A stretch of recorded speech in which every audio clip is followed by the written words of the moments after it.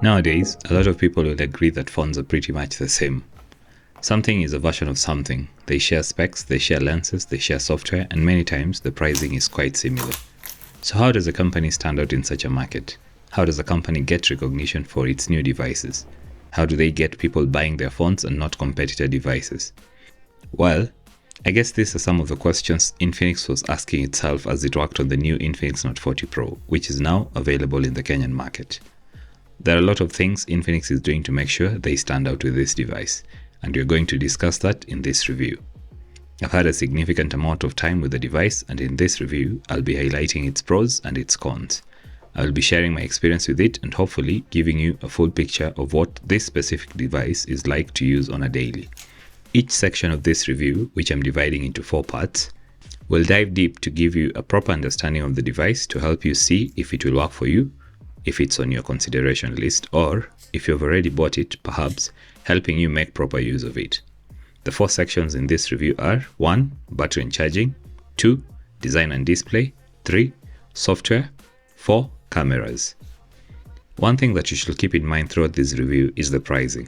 This is the NOTE 40 Pro. According to information Infinix has shared, it costs 36,700 shillings before VAT. In the series, there is a NOTE 40 for 29,600 shillings and 2 more devices, a NOTE 40 Pro 5G and a NOTE 40 Pro Plus 5G. You can watch these particular sections individually, or you can experience the full review as a whole. Timestamps will be provided in the description box. You're probably wondering why battery and charging will be the first section for a review. Well, it's because it's the main conversation point for this device. Last year, Infinix debuted what they called all-round fast charging.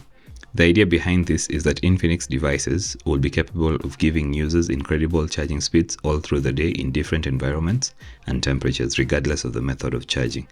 So when you unbox your NOTE 40 Pro, you'll find a 70-watt charger and a 15-watt wireless charging pad called MagPad included in the box. Infinix calls their wireless charging technology MagCharge, which is similar to MagSafe from Apple. I don't know of any company in the market that includes a wireless charger for free as standard. The MagCharge technology uses magnets, so the MagPad attaches magnetically to the phone, including the included back cover, to ensure wireless charging contact is always maintained. Infinix has a robust charging system that gives you a lot of things to tinker around with. Under battery management settings, there are a lot of profiles to play with. You can set charging speeds, you can toggle wireless reverse charging, allowing you to top up other devices wirelessly, and you can even toggle on bypass charging, which allows you to have your phone plugged in but not charging the battery, or charging the battery at slower speeds. This is very cool when gaming or when you're driving and using something like wired Android Auto.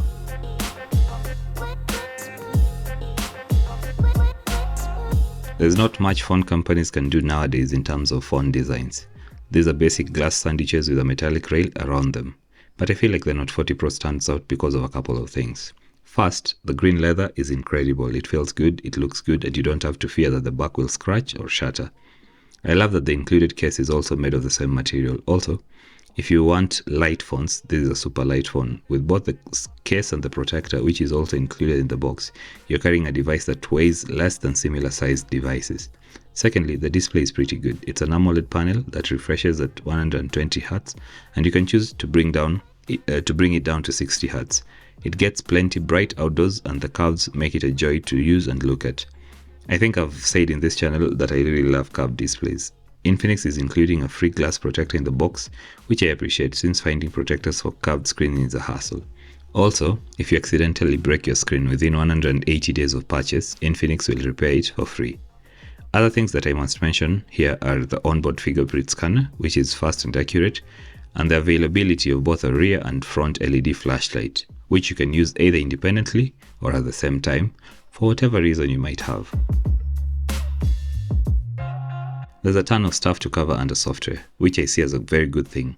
It shows that XOS is maturing. First of all, the Helio G99 Ultimate processor can handle many of the tasks you'll require pretty well. I've had a smooth experience. I will only complain of a couple of delays when you open resource-intensive apps like Asphalt 9, but once you're on, things go well. The 8 gigs of RAM is okay for me, and if you're like me, you mostly just use social media apps and the camera, you'll be good. Secondly, the XOS UI feels lighter and smoother, which I think is thanks to the display, which refreshes at 120 Hz. The bloatware situation is not bad.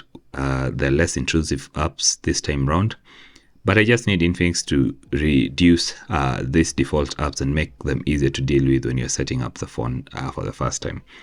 Because many of these apps are uninstallable, even though many people will never use them.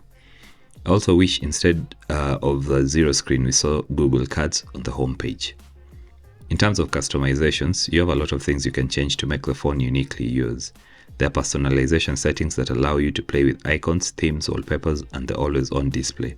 You can even change the lock screen shortcuts. The issue I've had is that arranging the home screen is very hard since you can't mass remove apps and you can't switch off apps going to the home screen when they are installed from the Play Store. Under personalization, you'll find AI wallpapers, which allow you to create up to 6 wallpapers per day. These are uniquely yours, allowing you to set the phone to your own look.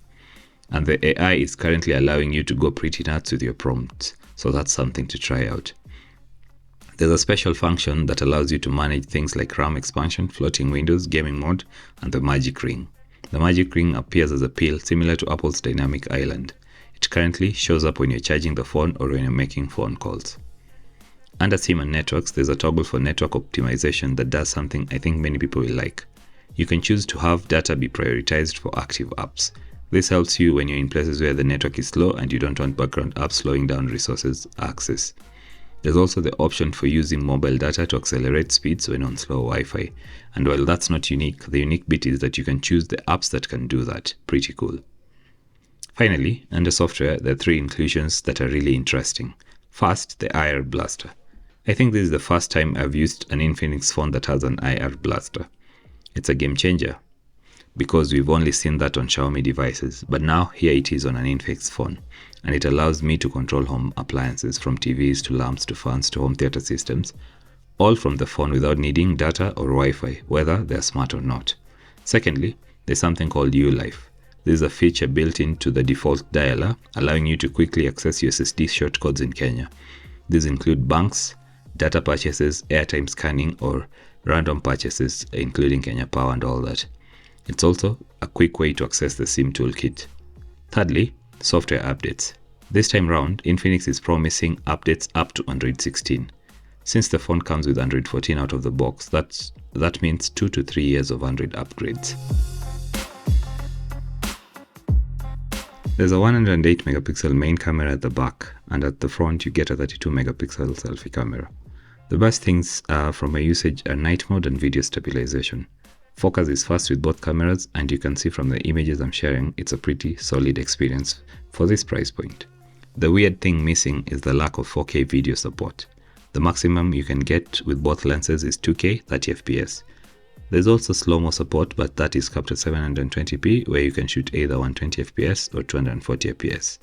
From all the footage shared, you can see that it is a capable camera for the usual sharing of photos on Instagram or other social platforms. It's also quite stable when you record videos with it, and there are stability modes to choose. However, stabilization means video quality is capped at 1080p 30fps. Finally, if you're someone who finds it weird that QR codes scanning isn't baked into camera apps on Android phones, that should no longer be an issue, as this phone has that toggle. You just need to activate it yourself under camera settings.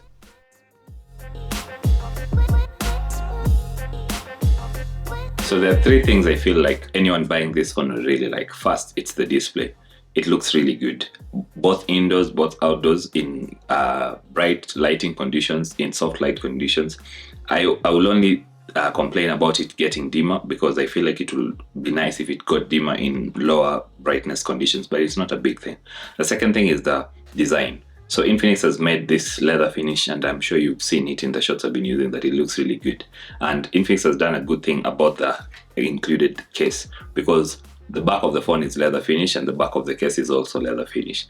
And the case is designed such that it doesn't destroy the design of the phone. So when you attach it to the phone, you still get your sides, the curved sides, and there's even an included screen protector that's curved. The third thing is the accessories that are included in the box. You get your fast charger, the 70-watt charger, the MagSafe charger, a cable, and earphones all included in the box, including the case and the protector. Here are things Infinix needs to deal with. First, you won't like the vibration mode on this device. It is very weak. Secondly, the desktop needs to be easier to customize. Settings should allow for easy removing of apps from the home page.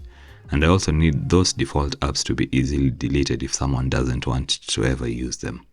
Also, I really wish this model as is supported 5G.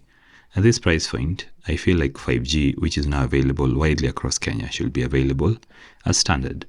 Finally, 4K should be doable with this camera lens. Even though many people still consume 1080p content, I think a 108 megapixel camera should do 4K without any issues. In conclusion, I think at the asking price of 36,700 shillings before VAT, this is a good recommendation, mainly because of all the accessories that are included for free. I think the looks and the design of the phone present it to be even more expensive than it looks, and I believe people will love it if they get it. Thank you very much for watching. Subscribe.